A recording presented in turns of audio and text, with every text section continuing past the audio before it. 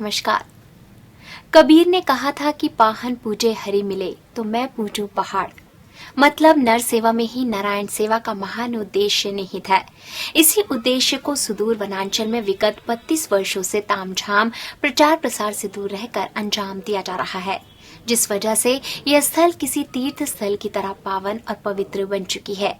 ऐसी जगह दुर्लभ है, मगर खोजने पर आसपास ही ऐसी पावन भूमि मिल जाएगी। जी हाँ, हम बात कर रहे हैं मुर्गा में स्थित श्री भजनानंद वनवासी सेवा आश्रम की। चलिए करते हैं इस यात्रा की शुरुआत।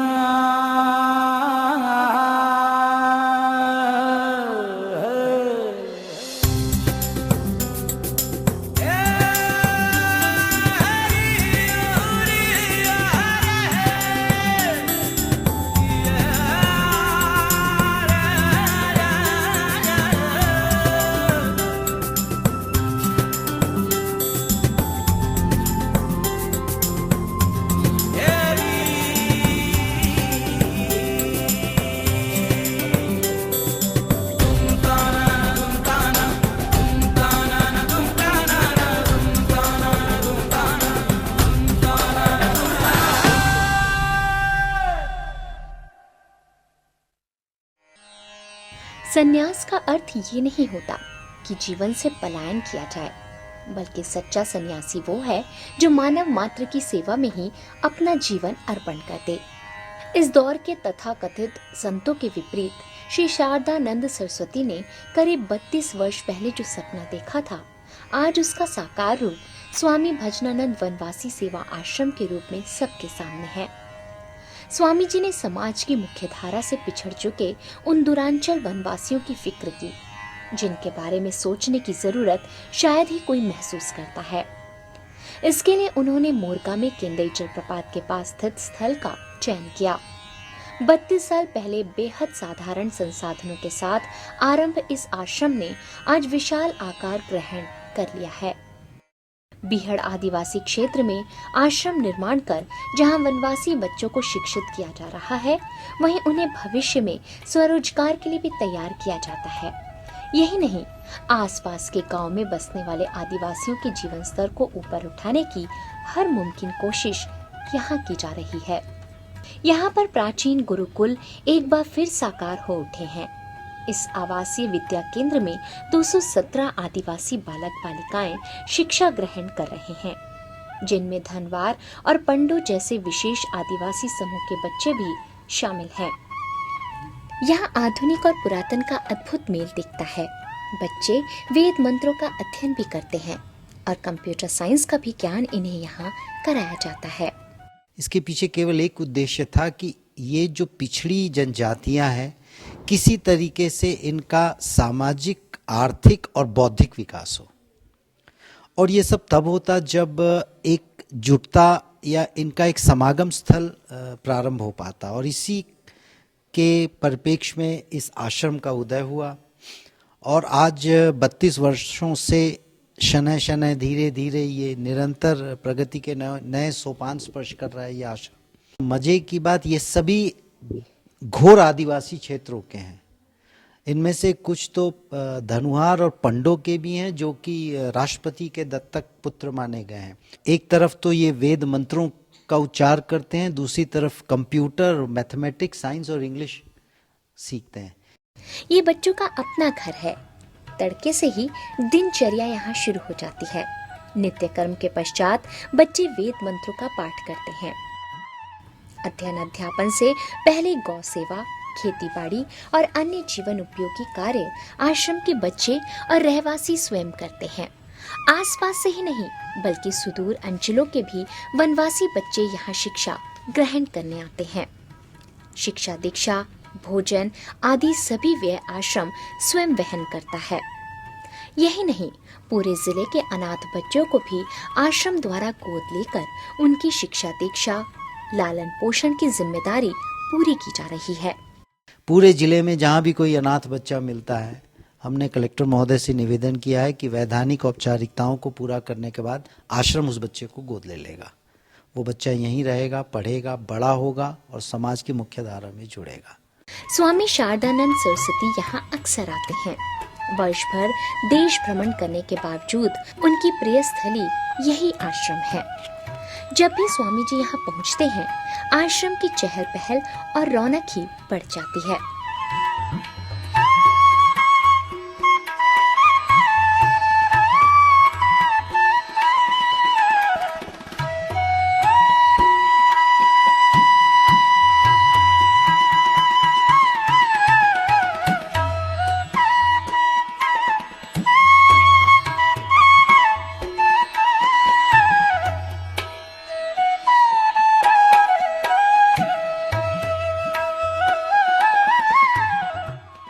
आश्रम के बच्चे और अध्यापक गण स्वामी जी की उपस्थिति मात्र से ही पुलकित होते हैं।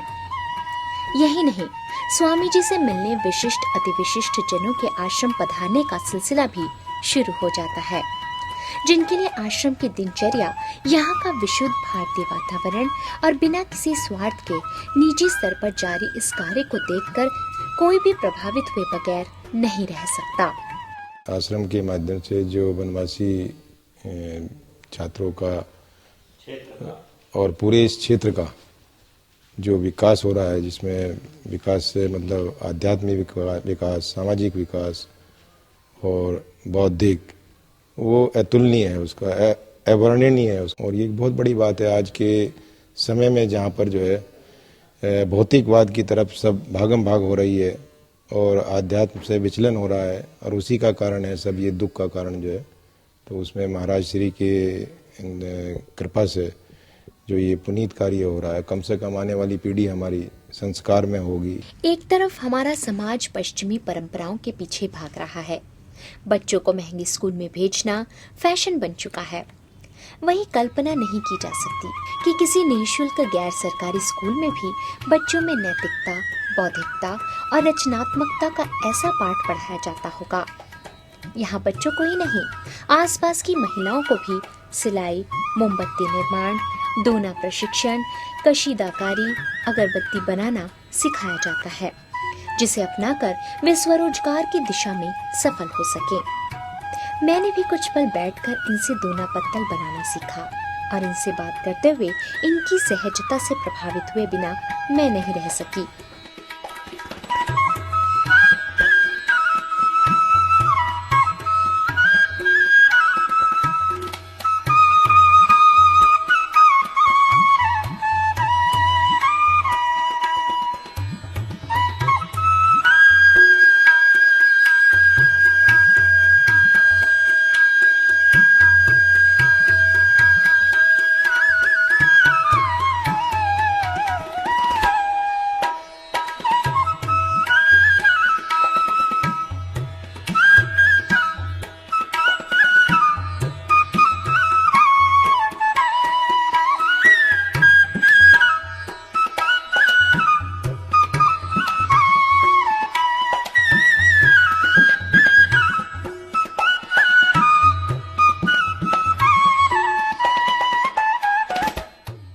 शिक्षा के प्रति इनकी रुझान और एक पवित्र उद्देश्य की वजह से ये स्थल एक तीर्थ स्थल में बदल चुका है।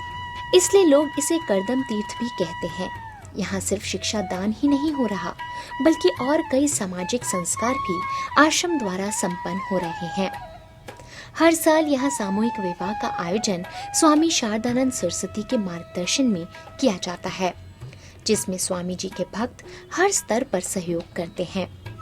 हर साल फरवरी मार्च में आयोजित होने वाले विष्णु महायज्ञ और सामूहिक विवाह की प्रतीक्षा यहाँ सबको होती है।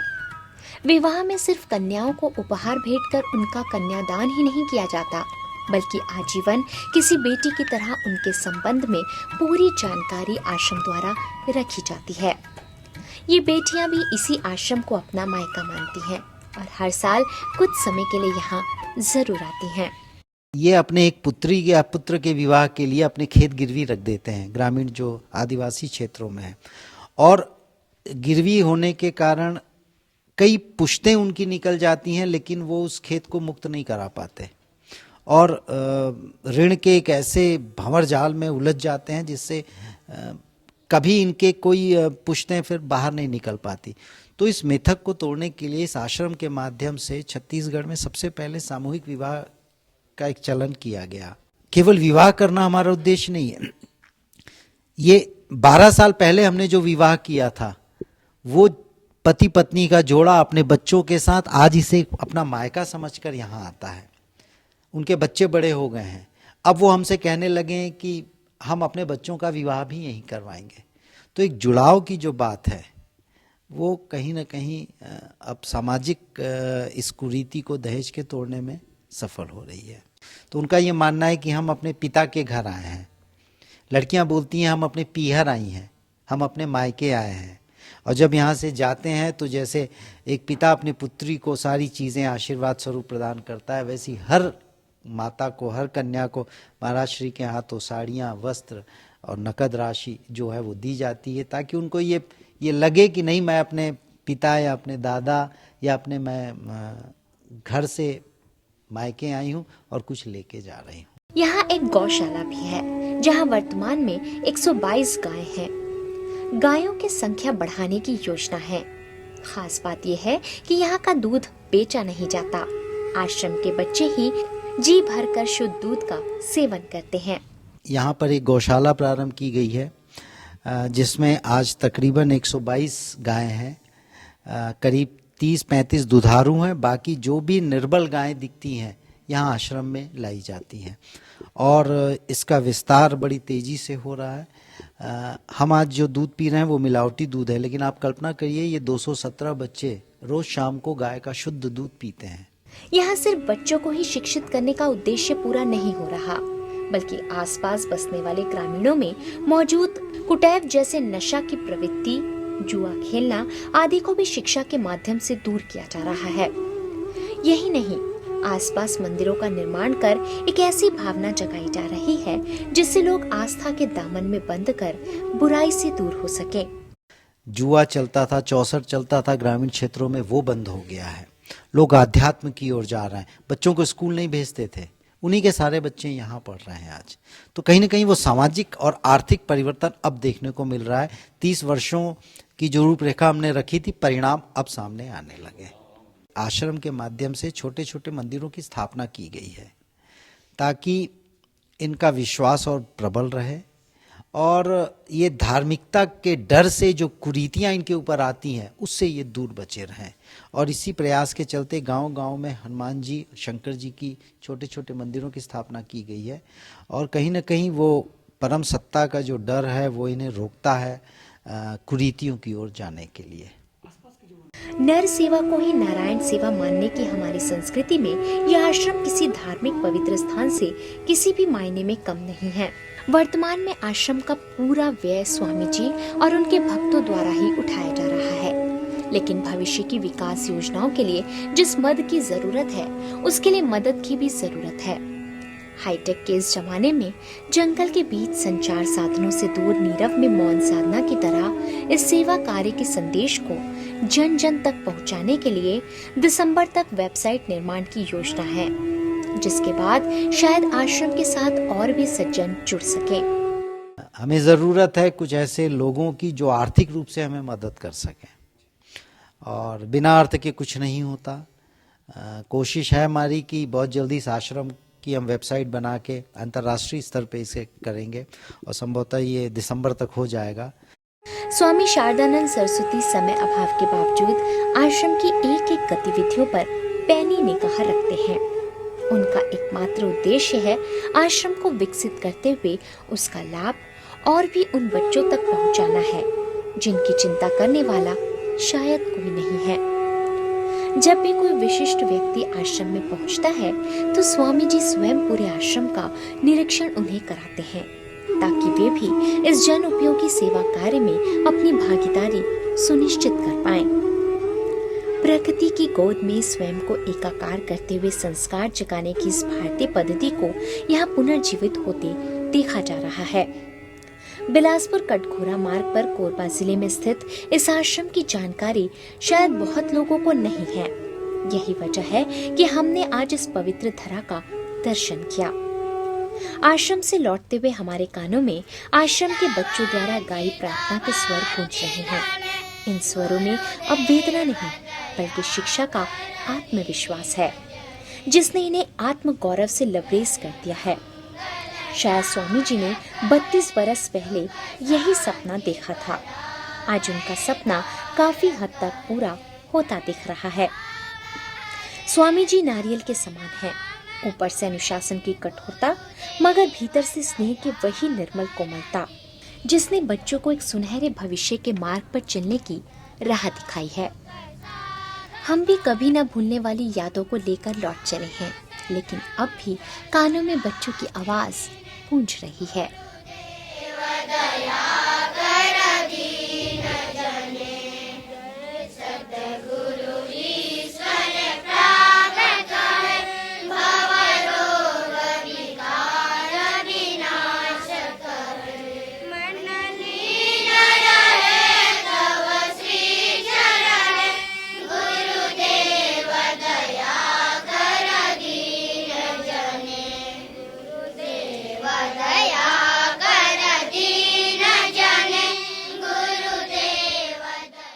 एक विचार के साथ शुरू हुई परंपरा ने यहाँ क्रांतिकारी परिवर्तन लाने में सफलता पाई है। धर्म को असहिष्णु मानने वाले लोगों के लिए ये एक सबक और आचरण में उतारने वाली धारणा है। अगर सरकारी मदद की आस के बगैर तमाम धार्मिक संगठन आडंबर की बजाय ऐसे सार्थक प्रयास करेंगे तो फिर देश का अभूतपूर्व कल्याण संभव होगा। नियति की पवित्रता की ही वजह है कि मोरगा के इस आश्रम को लोग करदम तीर्थ कहने लगे हैं। उम्मीद है कि आज की इस यात्रा से आपने भी काफी कुछ नया जाना सीखा होगा। दोस्तों, हम अगली कड़ी में छत्तीसगढ़ की माटी में छुपे किसी और ऐसे ही स्थल के दर्शन करेंगे। तब तक के लिए दीजिए विदा। नमस्कार।